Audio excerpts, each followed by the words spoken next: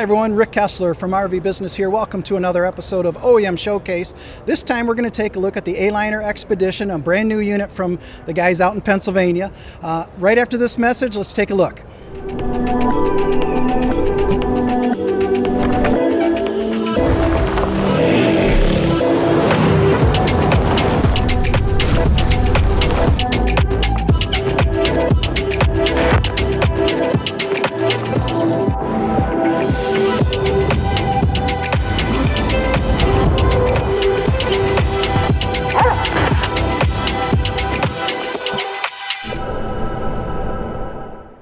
Hey everybody, Chuck Phillips from Aliner. We're here at the Detroit RV Show.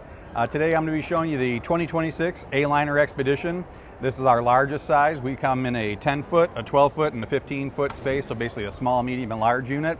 This is the largest size, so it's a 15-foot long space by 7 feet wide. The overall length on the frame is 18 feet, so still garageable.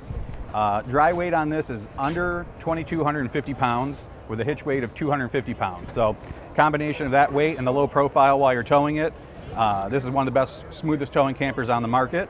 When you fold this whole thing down, it takes about 3 minutes. That includes putting down the dormers, flipping the sidewalls in, and the roof panels, cap everything to get the low profile, and you're ready to head down the road. All Aliners come standard on a Dexter rubber torsion axle.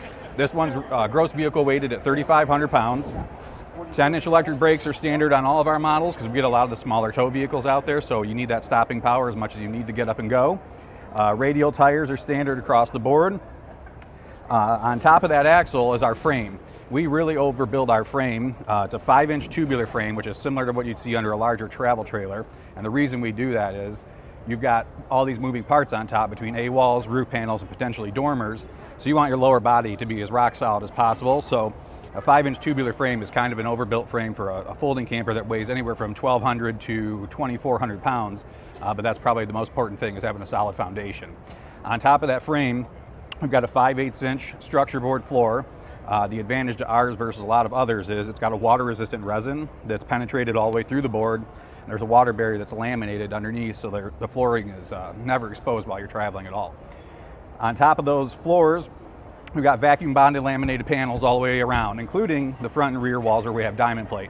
In our price point, in our segment, there's virtually nobody else that takes the time to do things like laminating that front and rear wall. We use anodized aluminum extrusions everywhere. A little bit more money for the anodized extrusion, but the nice thing is versus a painted extrusion, you don't have to worry about it chipping, cracking, or peeling over the long haul lifetime of the camper.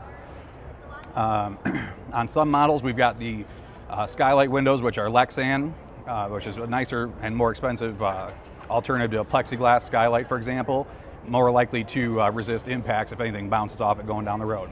On this model, we have the optional dormers, so you trade the skylight windows for the dormers. That's just one additional step on each side, which takes your setup time from 30 seconds to about 2 minutes. So one of the advantages of the dormers is it gives you a ton of extra headspace at the front and the rear of the unit. So you actually stand up while you're getting up from the dinette, or if you've got a rear sofa configuration, it gives you extra headroom if you flip that rear area into a seating area versus a sleeping area. Also gives you an additional opening window on both ends. So you've got nice cathedral windows on both sides that open, the fantastic fan up in the ceiling, which is a nice opening and gives you a lot of ventilation, but the dormers give you 2 extra opening windows. Coming through the galley side of the unit, we've got a 3.2 cubic foot 12-volt refrigerator, which has a small freezer in the top. The nice thing here is you get the glass covered sink and stove, so when you're not using those items, you get extra counter space. This unit comes standard with pretty much everything you need. It's got an 18,000 BTU furnace, a 10,000 BTU AC heat pump, a 6-gallon water heater, and we've got a cassette toilet built into the cabinet here, so you don't have to run across the campground in the middle of the night. The rear bed in this model is a 60 by 80 queen bed. There's additional storage underneath there, which has gas struts to lift that up. There are 3 additional outside baggage doors to help you access the storage inside of here.